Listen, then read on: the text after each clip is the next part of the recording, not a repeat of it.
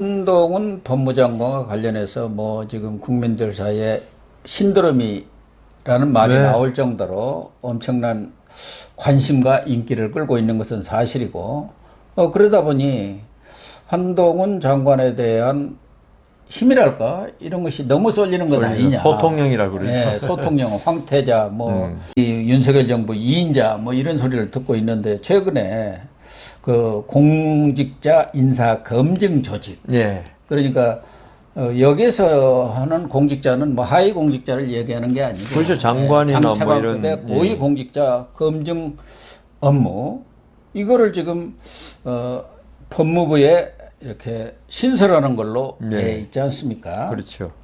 이 인사정보관리단, 예.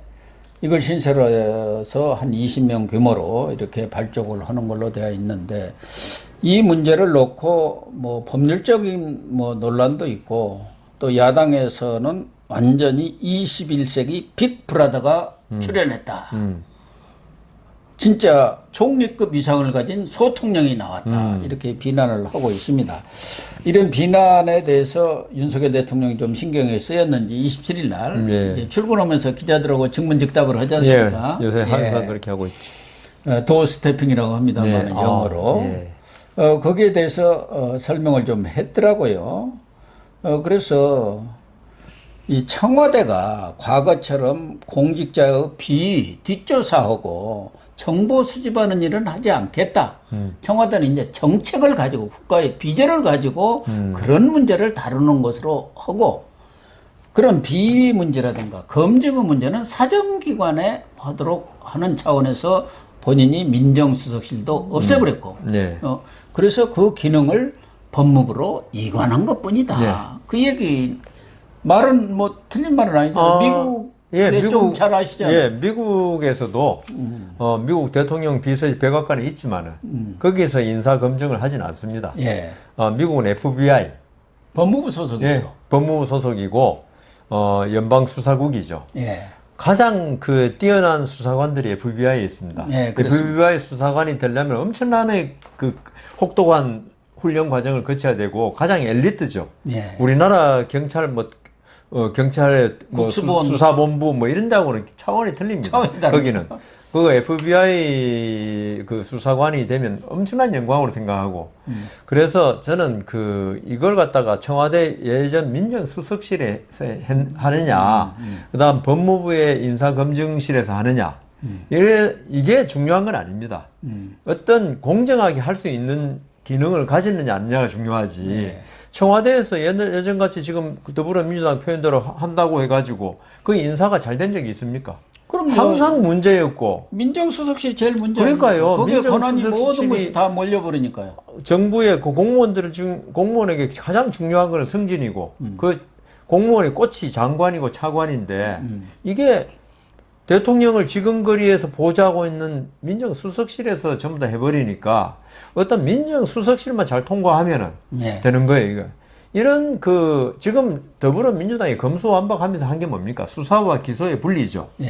제가 이번에 물론 이제 이게 제대로 작동이 되느냐 안 되느냐 별개의 문제인데, 저는 제도 자체만으로 볼 때는 어떤 공무원 인사 검증에 필요한 자료를 수집하고 어떤 보고서를 작성하는 기관과 이걸 보고를 받아서 최종적인 판단을 하는 기관은 다른 게 좋다.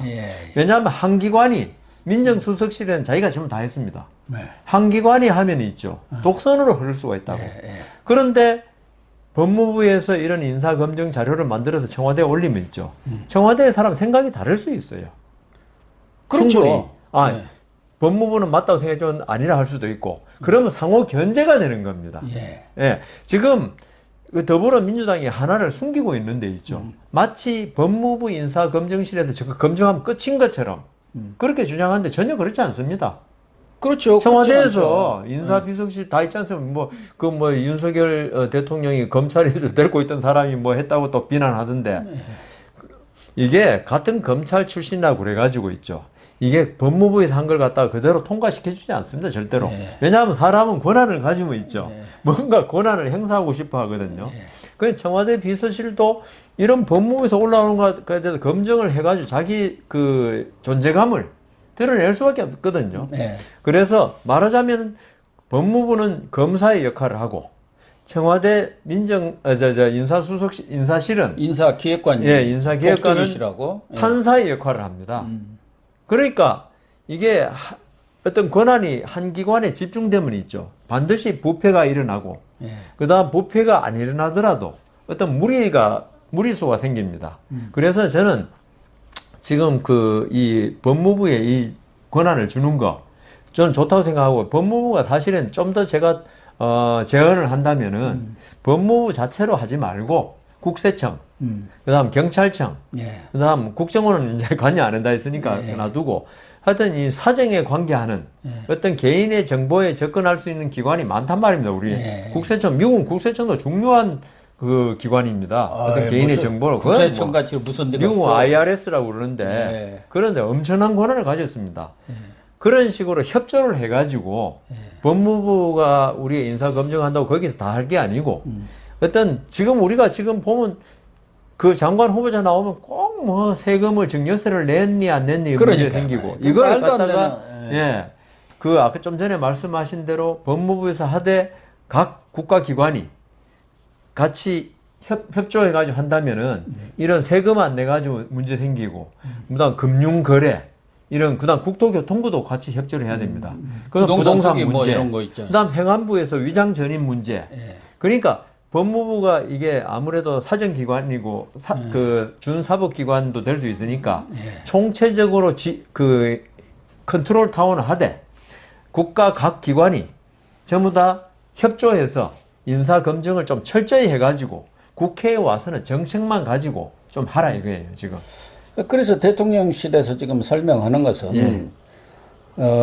청와대 복두교 인사기획관이 사람을 추천을 하면은 예. 어떤 대상자를 추천을 하면은 그게 대해서 법무부가 검증을 하는 거예요.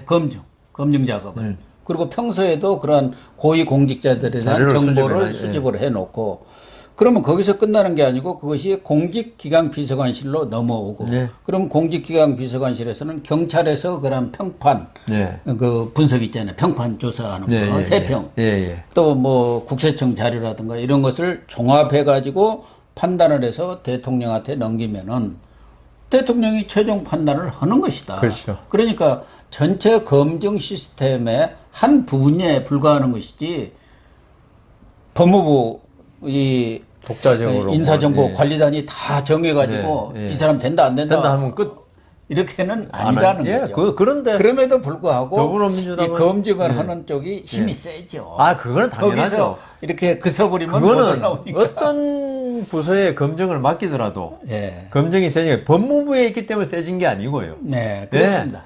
그럼 오히려 경찰한테 맡기면 경찰이 세지죠. 그렇기 세지죠. 때문에 이거는 제가 항상 이 자리에서 말씀드리지만은 어떤 제도의 문제가 아니고 제도를 운영하는 사람들 마인드가 공정하냐. 우리 윤석열 대통령이 말하는 공정과 상식에 부합하는 식으로 어떤 권한을 행사하냐가 중요하지. 그리고 인간은 약합니다. 어떤 권한, 아까 제가 그랬잖아요. 권한을 가지면은 그 권한을 부리려고 하는 그게 누구나 있어요. 이 때문에 저는 이런 제도에 있어서 있죠. 상호 견제하는 그런 시스템을 둬야지 한쪽에 일방적으로 맡겨놓으면 안 된다.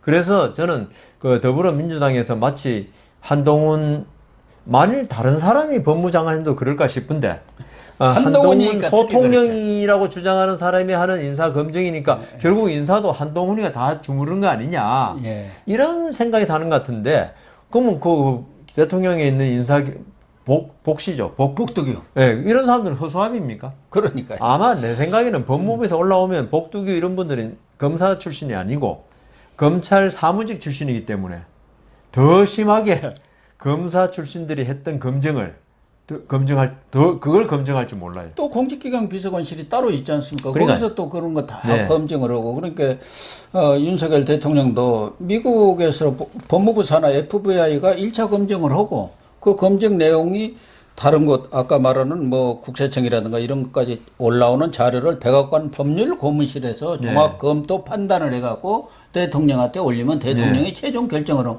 그 시스템을 지금 이렇게 도입한 것이다. 지금까지는 청와대가 다 공직자 뒷조사하고 그래갖고 특감반이라고 있었지 않습니까? 여기저기 돌아다니면서 이렇게 귀동냥해갖고 당신 불러서 이렇게 조사하고 겁주고 그래 왔잖아요. 그러다 보니까 이 청와대의 권력이 비대화되고 제왕적 대통령이 됐고 지금까지 민정수석실이 날아가는 새도 떨어뜨린다는 권세를 가졌던 거 아니냐. 그것을 놓아버린 거다. 그 얘기죠. 아, 그러니까 뭐 놓아버린 게 좋은 건데 제가 기본적으로 말하는 거는 어떤 자료를 수집하는 사실관계를 파악하는 기관과 이걸 판단하는 기관은 분리돼야 된다. 그렇습니다. 그래서 지금 윤석열 대통령 말한 걸 야권에서는 계속 이걸 갖다 비난하려고 그렇죠. 검찰공화국이라는 프레이밍을 자꾸 하려다 보니까 이런 게 나오는데 저는 아주 옳은 방향이다. 앞으로 이런 시스템을 작동하는 사람들이 부패하는 거 그건 어쩔 수 없어요. 있지만 시스템 자체로는 이런 식으로 가는 게 선진 인사 시스템에 맞는 거다. 저기 유럽식 사법 제도의 가장 특징이 뭐냐면 예심 판사라고 있어요. 이 사람이 자기가 수사하고 자기가 영장을 발부해요. 물론 유럽에는 인권 의식이 뭐 말 못할 정도로 높으니까 큰 문제는 안 생기는데 후진국에 만일 그런 판사가 있다. 그럼 자기가 조사해요. 자기가 구속영장 발부해가지고 자기가 구속시켜요. 이러면요. 그런 예심 판사가 훌륭하면은 문제가 덜 하겠지만 조금이라도 잘못되면은 사람이란 거는 자기가 조사하면 있죠. 자기가 믿는 바를 그대로 확정 편향이라고 그러죠. 그렇죠. 아무리 좋은 사람도 그 사람이 처음에 나쁜 시각으로 보고 시작하면 나쁜 사람 돼버리는 거예요. 그래서 저는 솔직히 말씀드리면은 지금 법무부만이 아니고 그 검증 시스템에 대해서 청와대가 지금 있잖아요. 한 개 더 있으면 좋겠어요. 그래가지고 완전히 그냥 검증의 검증 그리고 한쪽 검증기관이 어떤 권한 남용하는 걸 방지하는 시스템까지 있으면 좋겠다 싶은데 현실적으로는 좀 이제 요 정도만 있어도 그래서 장제원 의원은 물론 법무부에도 검증을 하지만 경찰이 법무부의 검증의 보조 역할만 하지 말고 경찰도 따로 검증을 해서 서로 견제와 균형을 갖도록 그거 하자. 지금 청와대에서 한다는 거 아닙니까? 그렇게 좀 했으면 좋겠다. 제 생각도 그렇습니다. 그런 얘기를 하고 있어요. 그래서 뭐 야당 입장에서는 이거 검찰공화국 말씀하신 그 프레임을 씌우려다 보니까 조금 과도하게 지금 사실관계를 제대로 말 안 한 거죠. 또 특히 한동훈 법무장관이 지금 거기로서는 제일 타켓 아닙니까? 그 지금 뭐 얼마나 지금 부들부들 떨고 있겠습니까? 한동훈 장관이 지금 앞으로 무슨 일을 그러니까 할지 벌일지 자기들 나름대로 국민 욕 먹든 말든 검수안박법을 통과를 시켜놨지만 한동훈 장관은 그게 관계없이 4개월이면 다 수사할 수 있다. 지금 그거 아닙니까? 또 시행령에 뭐 부패 경제하고 연관 안 되는 게 뭐가 있습니까? 그렇죠. 공직이고 뭐고 다 연관이 돼요. 그러니까 그 범위를 어떻게 정하느냐에 따라서 얼마든지 검찰이 수사권을 가질 수가 있거든요. 그러니까 어떻게든 한동훈을 그냥 한동훈 힘 빼기죠. 꿀밤을 주고 힘을 빼고 이러려고 하다 보니까 조금 무리한 해석을 하고 맞습니다. 있고 공격을 하는 거 아닌가 그런 생각은 듭니다. 한동훈 장관 얘기가 나왔으니까 기왕에 하나 더 얘기하고 싶은 것은 조국 장관 시절에 형사사건 공개 금지 규정이라는 걸 만들었습니다. 있었죠. 아주 그 당시 따뜻했습니다. 우리들이 이제 그 피의자들 특히 중요한 정치적인 비중이 있는 피의자들 하면 우리 국민들은 그 포토라인에 나와서 뭐라 그러냐. 그게 이제 늘 구경거리 아닙니까? 근데 그것도 없애버렸거든요. 이제 피의 사실 공개 금지. 그래가지고 자기가 출두할 때 제 1호로 자기가 포토라인 안 써가지고 자기 방탄법이라고 그랬죠.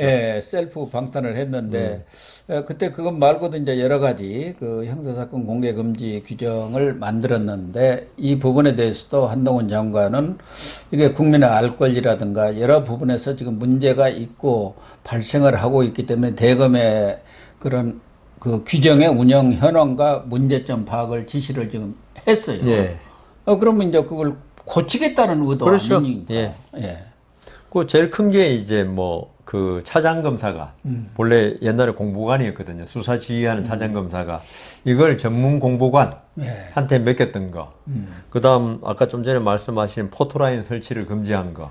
그 형사 사건의 경우 공개 심의 의결 없이 거기 일체- 의결 없이는 못하게 하는 그럼 거죠. 뭐 거의 하지 말라는 얘기죠. 그러니까 그 사실 뭐 이 조국 장관 때 그 뭐 약간의 일리는 있었죠. 네. 인권을 너무 좀 그러니까요. 짓밟은 경우도 많았죠. 예, 그동안 우리 뭐 기자들 보면 참 어떻게 나중에 무죄가 나는데도 피의자만 되면 기자들이 막 그 얼마나 밀치고 그 저기 어떤 사람 카메라에 다치기도 하고 피의자 중에는 그 안 됐다는 생각이 들 정도로 했는데 그러니까 결국은 모든 제도가 있죠. 균형이 균형. 그러니까 그렇다고 해서 우리가 국민들이 알고 싶어 하는 재벌이라든가 그다음 고위공직자 이런 사람들이 어떤 그 국민들이 이런 사람들이 포토라인에서 기자들이 물을 때 한마디 하는 거 이걸 듣고 싶어 하는데 그리고 저 사람이 무슨 죄로 지금 됐는지 물론 언론의 이제 추측 보도를 통해서 알긴 알지만은 근데 그건 언론의 추측 보도거든요. 오히려 어떤 경우에는 이런 게 언론의 추측에만 맡겨져 버리면 그 사람 인권이 더 심하게 훼손될 수도 있어요. 오히려 검찰에서 이때까지 수사 상황이라든가 피의 사실에 관해서 아까 제가 무조건 다 그걸 공개하는 게 아니고 어떤 국민이 진짜 알고 싶어하는 알 권리가 있는 공직자, 공인 여기에 대해서는 검찰이 어떤 공정한 마음을 가지고 국민들한테 알려주라는 거죠.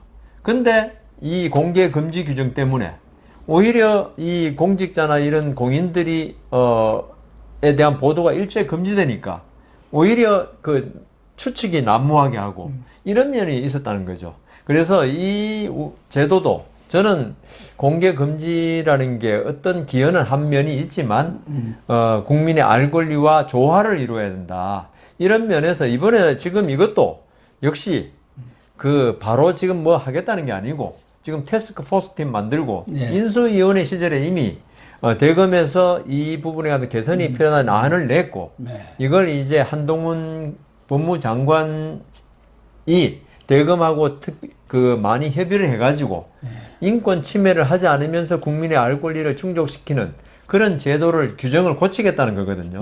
그게 많은 이제 그 대한변협이나 이런 데도 의견 낼 거고 그렇게 하는 건데 무조건 뭐 다 깔아 이건 아니니까.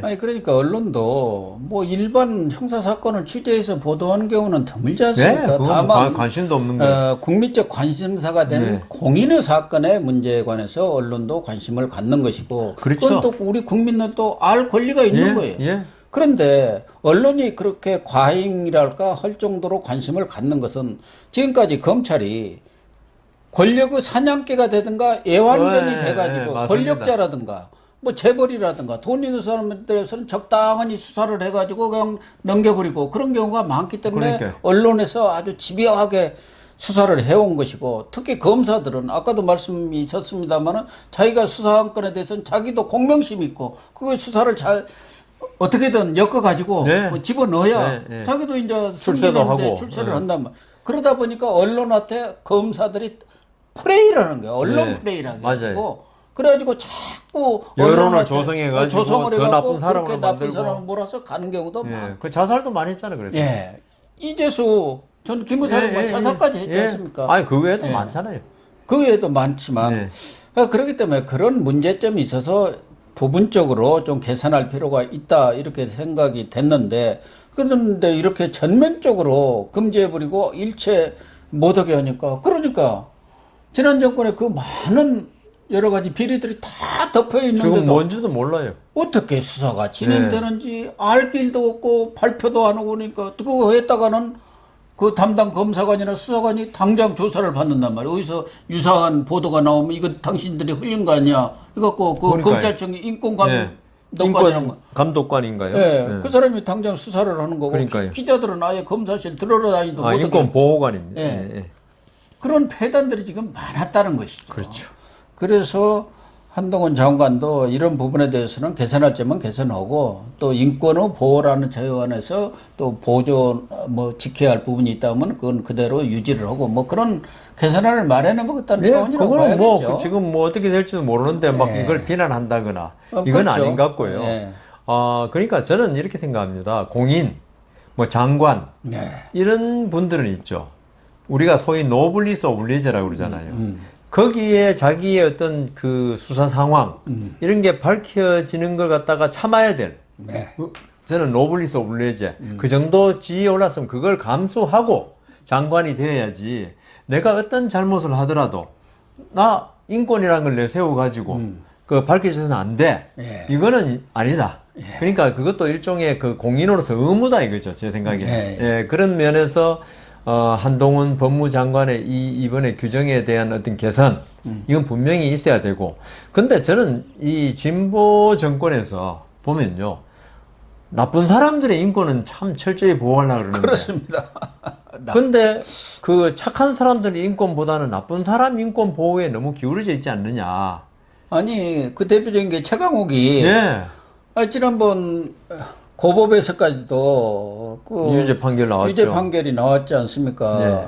그리고 또 말하기도 민망한 그 짤짤이 사건. 예. 이건 누가 들어도 뻔한 얘기인데 그걸 거짓말까지 한 것 아닙니까? 예. 그런데도 불구하고 강성파들은 아니 그게 금배지를 떼야 할 사건이냐고 옹호 성명까지 내고 있지 않습니까? 그러니까 이게 말이 되느냐? 그러니까 우리나라 제가 볼 때는 이 정치권의 이 팬덤 현상이고 이런 게 있죠.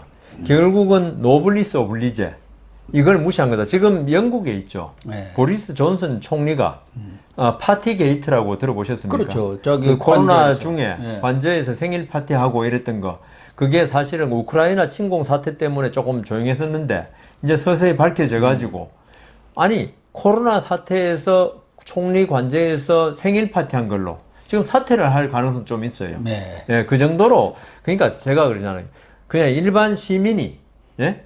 저녁에 술 한잔 마시고 길 가다가 실례를 하는 거 전봇대에서 하는 거하고 장관이 하는 거는 달라야 된다. 다르죠. 제가 이건 조금 약간의 비유도 아니고 말씀드리면 제가 법조 초년 시절에 판례 중에 어떤 게 있냐 하면은 초등학교 여자 선생님이 이 학교 정문으로 나가서 자기 그 집까지는 학교를 돌아가기 귀찮으니까 학교 뒤에 있는 담이 조금 무너지는 타는 곳 아니었어요. 예. 그게 파면됐어요. 어. 그 이유가 학생이 넘거나 이러면 꿀밤 한 대 맞는 거고 일반인이 넘으면 좀 어른이 넘으면 좀 창피 좀 당하는 건데 학교 선생님은 다르다 이거예요. 네. 어린애들한테 보여주는 게 있다 이거예요. 예. 장관이나 차관 고위공직자는 국민한테 보여주는 게 있다는 거예요. 네. 그래서 이재명 지사에 대해서도 뭐 그게 왜 대통령 결격 사유냐 형수한테 욕설 한 거 그럴 사람이 아마 친명은 있을 거예요. 그렇지만 이재명 지사가 보통 그냥 필부로서 가정생활을 하는데 일단은 뭐 아빠로서의 책임에는 그걸로 아빠를 그만두는 건 좀 심하다 할지 몰라도 그 사람은 대통령이 되고자 하는 사람이에요. 그런 식으로 그러니까 이번에 공개 금지 규정도 있죠. 그런 차원에서 이해해 주시면은 제가 그 대법원 판례도 있는 겁니다. 좀 전에 말씀드린 거. 예. 그렇게 이해해 주셔야 한다 이거예요. 예. 그렇게 정리하도록 하겠습니다. 좀 법률적인 문제는 어렵고 그렇지만 뭐 이렇게 여 변호사님이 충분히 설명을 해 주셔서 무슨 뜻인지는 우리 시청자들이 충분히 이해할 걸로 믿습니다.